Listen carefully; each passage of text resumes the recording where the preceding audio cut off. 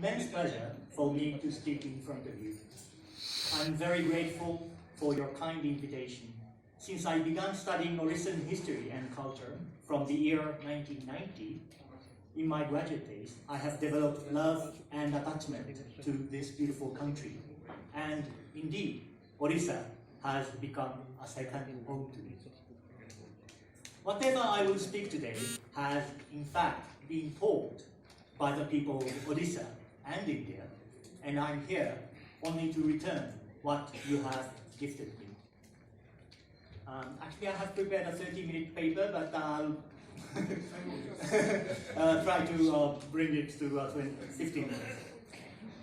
In today's talk, I'd like to discuss on Paika Vigraha, and my attempt is to go beyond both imperialist and nationalist frameworks that have been dominant in the historiography of Paika rebellion, and suggest a third perspective that recognizes in an impartial manner both heterogeneities and linkages in the genealogies of the event. First, Paika rebellion has been depicted in imperialist historiography and colonial officers' reports as a local disturbance caused by the dissatisfaction of a powerful individual, Baksi Jagabandhu, who instigated Paikas, the traditionally privileged landed militia in the uprising. It is often emphasized that the insurgence was motivated and prompted by an individual. Those who took part in the uprising were limited to Paikas, who formed but a small section of society, and the geographical area of the uprising was limited to Khurda and other small estates. For example, W. Ewer remarks in his famous report that the rising in Khurda was quite an insulated movement prompted by despair, hatred, and the thirst for revenge on the part of Jagabandhu, and that it is essential to mark that no one zamindar, riot, or inhabitant of whatever description of the Mughal Bandi had any concern whatever with the insurrection. Colonial evaluation of the Paikas were also very severe. In the aftermath of the rebellion, Forester's report says of the Paikas, they are a miserable, dastardly race. The sooner they are allowed to sink down among the common riots, the better. This view is reflected in imperialist historiographies, such as Sterling's Orissa. He says, the Paikas of landed militia of the Rajwara combine with the most profound barbarism and the blindest devotion to the will of their chiefs, a ferocity and unquietness of disposition.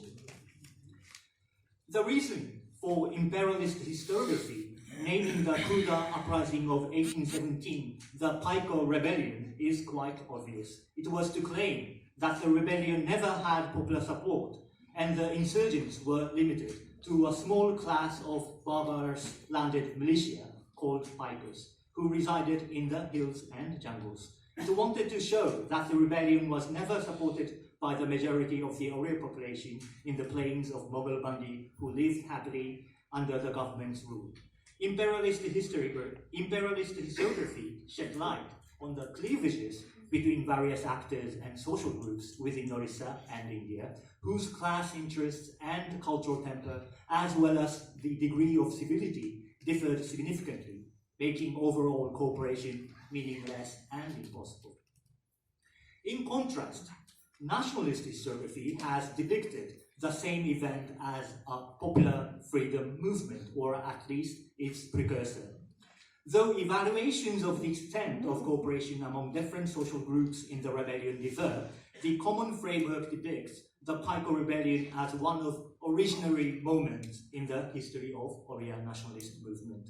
Professor G.N. Dash, for example, says, the Paika rebellion of 1817 may be interpreted as the spontaneous though premature outburst of this intensified feeling and aspiration of oneness taking shape among the Oriyas. He sees the process leading to the rebellion as the first and the formative phase of Oriya nationalism. Although earlier and moderate nationalist historiographies, such as those by H.K. Mahtab, S.C. Day, and G.N. Dash, interpreted the Paika rebellion as yet premature and formative movement in want of systematic organization of the masses. There are some historians who argue that the rebellion was indeed the origin of freedom movement in Orissa and even India, involving various castes and classes who fought together against the tyranny of foreign colonial rule. Nationalist historians interpret the Paika rebellion as an originary moment of Oriya nationalism in three ways. First, by claiming that Paikas, the main insurgents, constituted of all classes and castes. Second, by arguing that there was wide and popular support from the masses. Third, by stressing that the rebellion spread to other regions in Orissa beyond Khurda. Now, in this presentation, I would like to suggest a third perspective which attempts to take into account the heterogeneities and linkages involved in the rebellion. It is important to note that the Paika rebellion was a meeting point of plural genealogies, namely tribal revolts to protect autonomy, peasant resistances to secure livelihood, restorative attempts by the traditionally landed class, and the ruling classes' pursuits to defend and expand power and authority, etc. So we cannot just place one meaning to this revolt or one actor to this revolt. Further entangled with these were the British colonial government's endeavour to establish its rule and various Indian actors' attempts to expand and secure their positions and holdings under the new situation. Bengali and Oriya government clerks, new purchaser of land who became landlords, feudatory rajas who secured their position under the colonial government, etc. Each of these provided historical momentum to the rebellion and later contributed to the Oriya and Indian nationalist movement, each in their own different ways. The heterogeneous genealogies of the rebellion have all played important roles in the formation of Oriya and Indian nations through dialogues and negotiations, the dynamism of which continue till today. Let me see how the rebellion took its course in order to trace what I mean by heterogeneous genealogies and their linkages, but I have to be very short in my presentation. The rebellion began, as you know, at the end of March 1817, when 400 Khons, or the so-called Chuas, from Gumsa entered Bangpur and were joined by the Paikas of Khurda, led by Bagsi Jagabandhu. What was the background to the Khons uprising in March 1817? Dhananjaya Banja, the Zamindar of Gumsa, submitted himself in June 1815 to the collector after his anti-government activities and was imprisoned in Parampur. During his absence, it was Dora Bisoy and others, a Khond leader, who practically managed the affairs of the estate in Gumsa. In December 1816, the Pindaris, irregular Muslim horsemen attached to the Marathas, invaded Gumsa. In this chaotic situation, the Khons rose in a revolt against the government army in February 1817 and entered Bangpur the following month. It was during the time of such complicated power struggle between the British, Pindaris, Zamindars, and the Khons that the Khons had begun an uprising. Hence, the situation was never a simple opposition between the British colonizers versus Indian proto-nationalists. It should be noted that the name Chua was used to describe the Khond insurgents in the British report. The name reminds us of the Chua rebellion of the Jungle Mahals in Bengal from 1798 to 1806, the insurgents of which included tribals, riots, and Paikas, etc. It should be stressed that in the so-called Paika rebellion, as well as Gumsa rebellion and Chua rebellions, tribal groups, Khons, Saras, and riots played important roles. Here, it would be useful to discuss who the Paikas were and the involvement of non-Paikas in the rebellion. Paikas were those who served as foot soldiers. According to Sterling, the Paikas comprehend all castes and classes, chiefly perhaps the Chausa or cultivating tribe, but there were also Kondras, Panas, Bauris, as well as Khons, Musalmans, and Telingas. Indeed, it seems that there are many kinds of Paikas recruited from peasants, low-caste tribals, as well as from Muslims. In Gumsar, the Paikos were mainly Khons. In Khurda also, many Paikos had tribal, peasant, and pastoralist origins, as various family histories and legends tell us. There was a military labor market in whole India and in Orissa. In early modern Orissa, where people searched for better positions as warriors and officials across kingdoms. Those with military valor gained positions, were recruited as Paikos, and those with literary and accounting skills gained positions as coroners. These military and administrative positions were not confined to specific caste ascriptions, but were open to achievements by people of different backgrounds. Once people gained these military and administrative positions, they became hereditary officers with entitlements to land and payment. Not only were Paikos recruited from a great variety of people, there was also a great variety of people involved in the military setup in Khurda Kingdom. A late 18th century administrative record, Piano, from Gorobanitri in Khurda Kingdom shows that those who received Paiko Bartana, payment for Paikos, included not only foot soldiers, but also administrators such as Kotokorano, Tondokara, Kandi, and Bajantari. Kandi are Bauris who helped the military setup, and Bajantaris are the military musician with trumpet and drums. So this includes Bauris and Haris who were also supporting the military setup in Khurda Kingdom.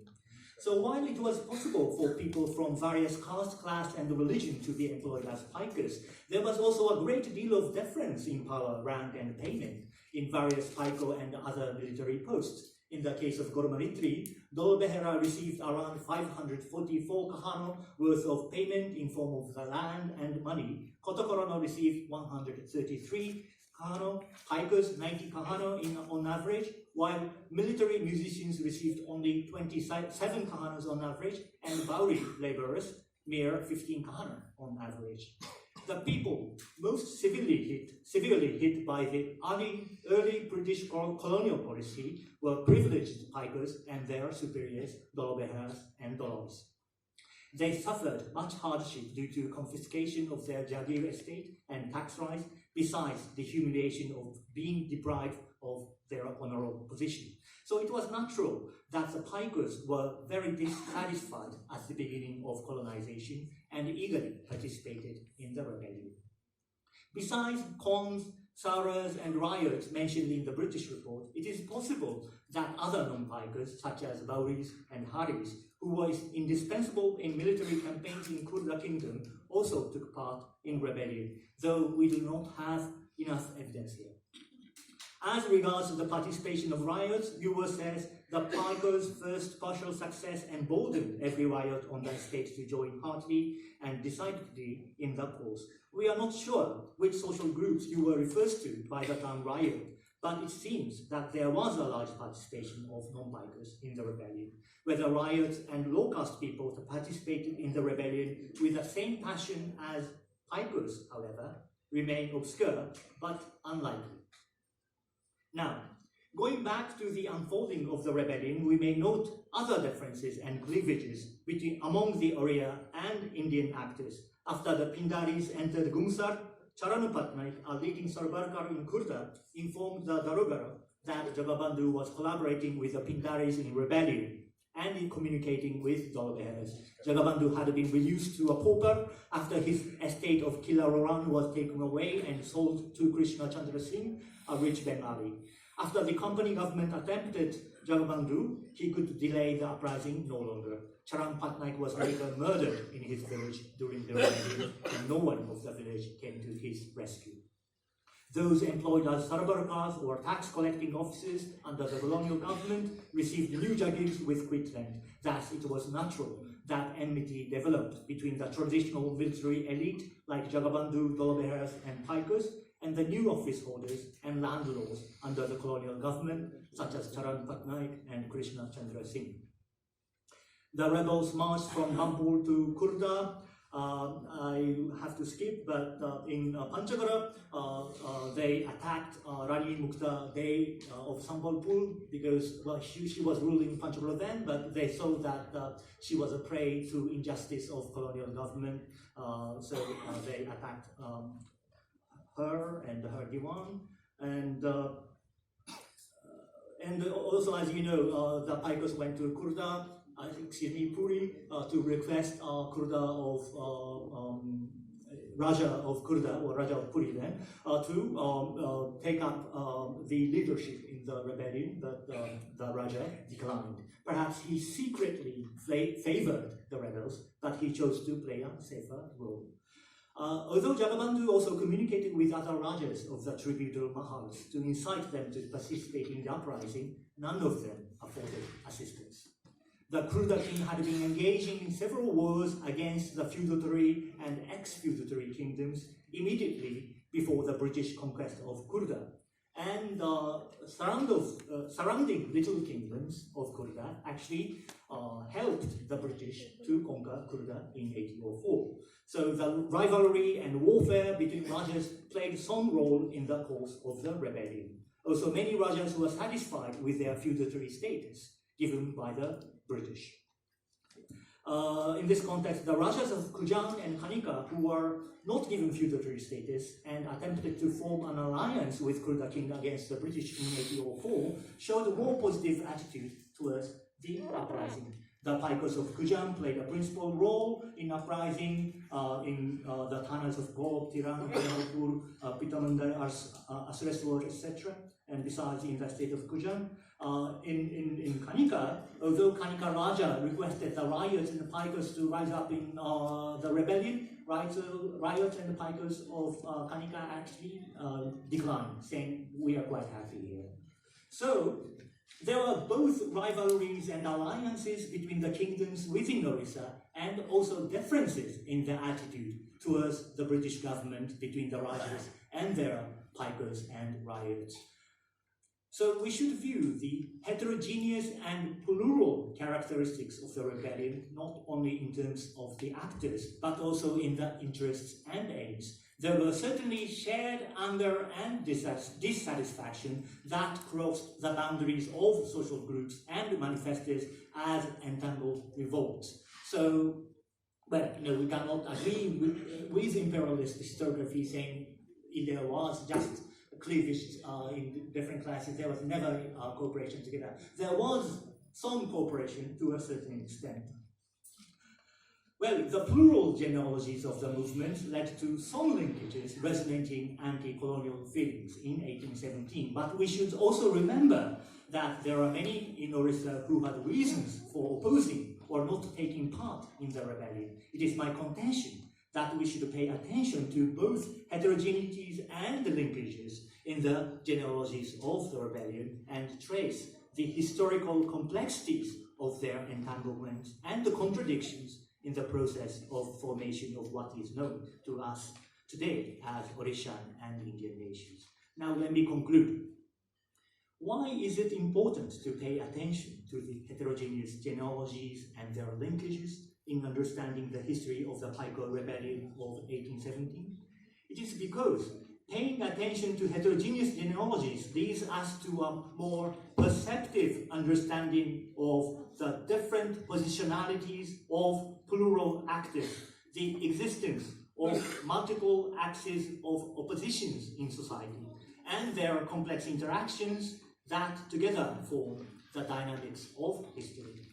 Such historiography would be attentive to the multiple potentialities of the past, which is also rife with contradictions, going beyond teleological historicism that sees the past as a linear continuum of progress. The reason why I suggest that we must go beyond both imperialist and nationalist historiographies is that they both tend to fall into teleological historicism of progress. Imperialist historiography depicts how colonial intervention gradually uplifted Orisha and India from pre-modern feudal hierarchy to modern liberal democracy. From this viewpoint, the Paika rebellion was a conservative reaction by the traditional elite to restore their privileges at the cost of general public welfare. Nationalist historiography, on the other hand, depicts how elements of anti-colonial patriotism gradually developed into more organized and informed nationalism. Here, the Paika Rebellion is seen as one of originary moments where such proto-nationalism is expressed by the heroes. In both cases, there's no serious attempt, I'm sorry to say, to discover other potentialities that are left out of these dominant frameworks. In the present age, when every corner of the world and every section of society are interconnected due to globalization, it is especially important to be sensitive to different positionalities of diverse people. The discourse of modernization and nationalism, however, often paints a picture of progress in one stroke, ignoring contradictions and conflicts in the processes of change.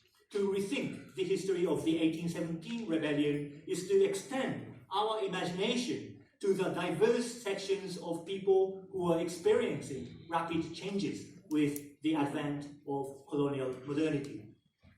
Just as in today's Odisha, there are people who are benefiting from the current change, as well as those who feel marginalized.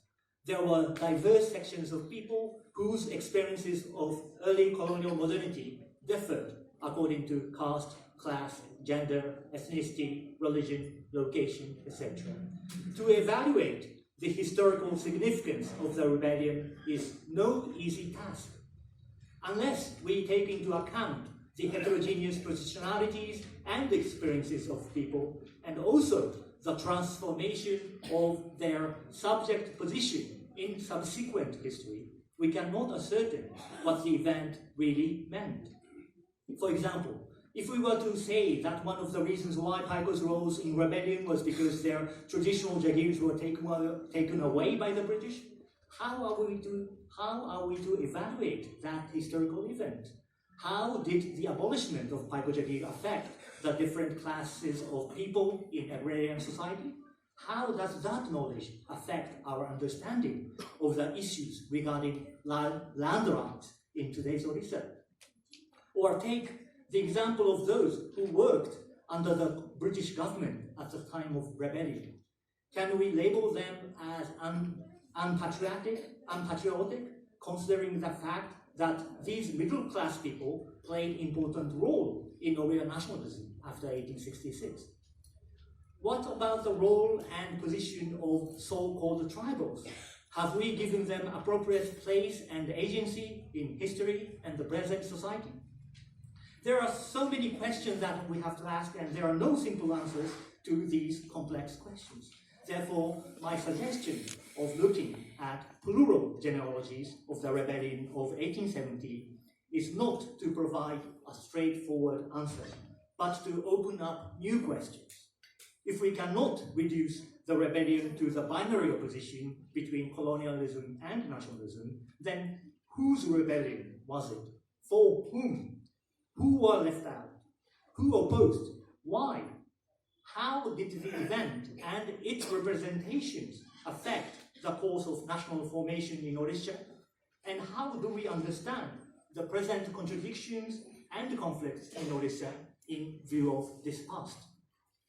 These are the questions I suggest we ask to mark the 200 years anniversary of the event.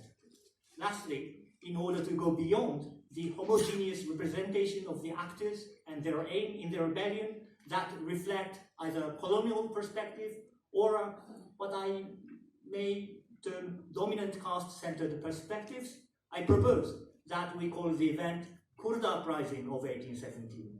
My intention is to adopt as neutral term as possible, so that we can avoid presuppositions regarding the question of whose rebellion for whom, and start asking new questions with sensitivity to plural genealogies. Thank you very much for your time.